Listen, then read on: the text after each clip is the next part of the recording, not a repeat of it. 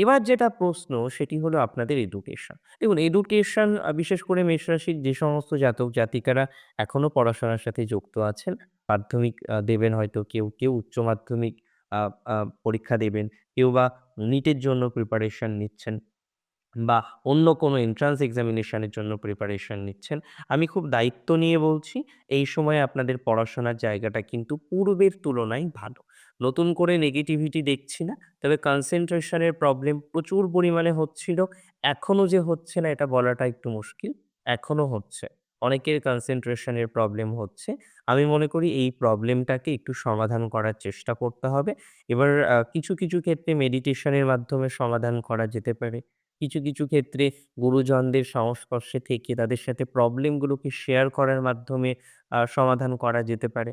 এটি নয় যে শুধুমাত্র হঠাৎ করে একটা ম্যাজিক হয়ে যাবে এবং আপনার সব প্রবলেম সলভ হয়ে যাবে।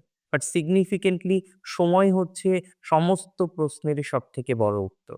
আর আমি মনে করি মেষ রাশির এডুকেশনাল জায়গা এখন ভালো।